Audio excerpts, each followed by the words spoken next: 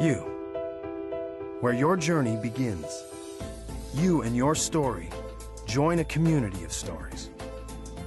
History, traditions, guiding innovation through on-site learning, online collaboration. You learn from those around you. You teach those who inspire you. Together you grow into something more than you expected. From a solid foundation, you build a future. For today, for tomorrow, for life.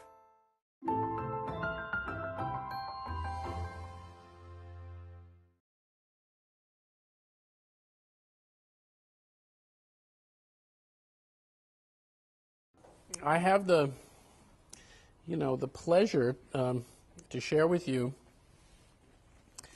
kind of the heart of the work that my colleagues and I have been doing for now the last 20 years in thinking about change. But I thought as a way to get into it, I would start with a little math problem, since I come from a school of education, So here's the problem. If 14 frogs sat on a log and 3 of them decided to jump into the water, how many frogs would be left on the log? Now, I know a big part of you wants to say 11 is the answer to that question, but I want to suggest to you that 14 might be a better answer, because there's a big difference between deciding to and actually doing it. And I think that is pretty much kind of what this whole talk is about. Kind of this mysterious kind of space between our actual intentions and what we are actually able to bring about. If at the beginning of the book, Immunity to Change, we quote this study from the health sector where we've ended up doing quite a lot of work, and it's a study that has now been replicated a few times and has a lot of different versions to it, but the one that we mention in the book is that if heart doctors tell their seriously at-risk heart patients that they are likely to literally die if they don't change their ways of living around diet, exercise, smoking, and the like, it still turns out that only 1 in 7 patients can actually make the changes. And I think this is just worth, pausing on for a moment, because I think we can be pretty sure that the other 6 people have just as great a desire, to keep on living and watch their kids or their grandchildren grow up or whatever, floats their boat. And if we cannot make the changes that we would want to make to literally keep ourselves alive, then, what does this say about all the other changes which we may even urgently feel, but which are not life and death matters? What it says to me is that we are in deep need of some new ways of thinking about what gets in the way between our genuine intentions and what we're actually able to bring about. And that question is the one that my colleagues and I have been researching now for quite some time, and we think we've actually not solved it.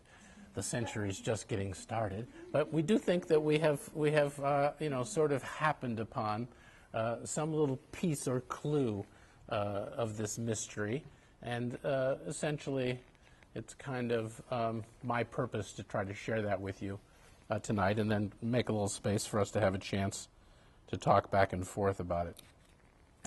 If you interview a person when they come out of the doctor's office who's been prescribed one of these maintenance medications, and you ask them why the doctor prescribed this, you get a pretty high rate of understanding. And then you ask them, if I come back in a year to see if you're taking it, because it's prescribed that you should take it, for the rest of your life.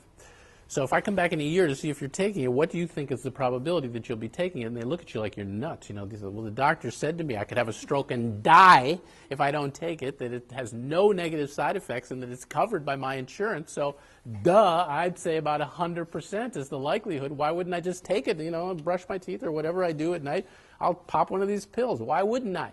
But then when you do come back a year later, 53 to 57% of the people in a number of studies now are not taking the drug. This is the most common reason for the people in our study why you're not being adherent, if you want to be. I don't know. That was the most common reason. The second most common was things like, well, something comes up, or I get busy, or something like that.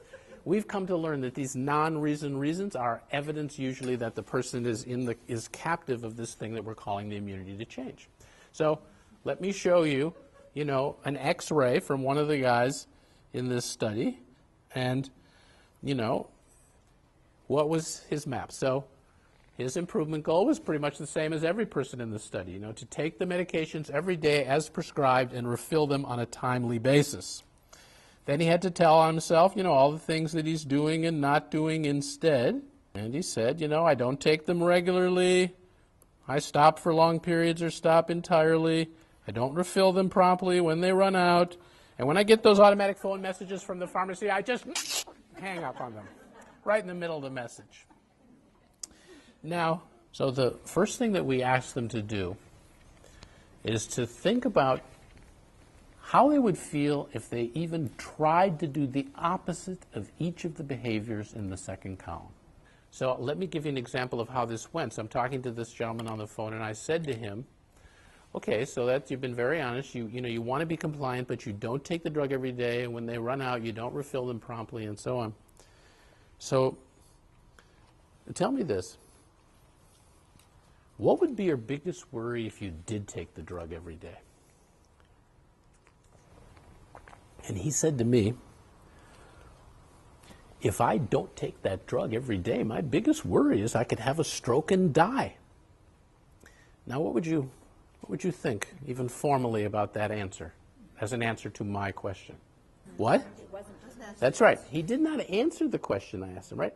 I asked him, what would be your biggest worry if you did take the drug every day? And he told me very quickly, and this happens all the time to us. He answered a completely different and opposite question. He said, if I don't take that drug every day, I worry I could have a stroke and die. This, for those of you who are interested in the brain, this is a perfect example of the way we have a tendency to walk down the familiar neural paths that we have long created. He knew what his worries were if he didn't take the drug, but I was asking him a completely different question. What his worry would be if he did take the drug. This was a path that had not yet actually been built in his brain.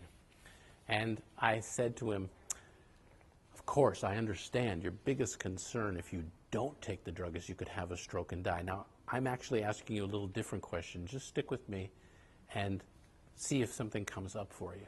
Imagine yourself there. You're actually taking the drug every single day as prescribed. And then what I wanted to say was, what would your worst feeling be about that? But I never actually got that far. Because if you heard a tape recording of our interview, it would sound like this. So imagine yourself, you actually are taking this drug every single day as... If I have to take that damn drug every single day, he said, I'm going to feel like an old, sick man. I'm going to feel more like my father's generation who's in a nursing home, who I'm not visiting, by the way. Oof. I said, whoa, it sounds like you have a lot of strong feelings about that. You're damn right I do. He said, I'm 58 years old. I'm in the prime of my life. I'm not some guy who's got one foot in the grave. I'm not a half-dead guy who has to take a pill every day. Okay, now we're getting somewhere. He had no clue this is going to come out when we began our little conversation. He knew what he was worried about if he didn't take the drug. It had never occurred to him that there was a very, very smart reason why he was not taking the drug. I'm saying that he has a genuine commitment. Why wouldn't you to take your medications every day? So what's in the first column is actually real. He has this. It's important to him. But there's also this thing that has him, that he not have to take on what feels to him this horrible identity. He said, I'm in the prime of my life. I'm 58 years old. I'm not some guy, who's just at death's door. Once he saw this system, he said, as we were ending the call, well, this is kind of interesting. He said, you're showing me that in order that I not feel like an old sick man, I'm doing things that are likely to lead me to be a dead man. He got it. So once you have the X-ray, then what can you do with it, right? And the way that we get to that is by having people come to identify what are the big assumptions they hold, usually plural, big assumptions, that make, these commitments seem absolutely necessary. So just a shorthand version for this 58-year-old fellow is, I assume if I have to take a drug every day for the rest of my life, it means, that I'm an old person in decline. So we have developed, practices that help people create rich pictures in each one of these columns. They get a chance to see this system. They can see themselves with one foot on the gas, one foot on the brake, and they begin to see some kind of way by which they might do something other than dieting, just trying to change the behavior, some way that they might actively begin to alter the mindset itself that is producing the behavior.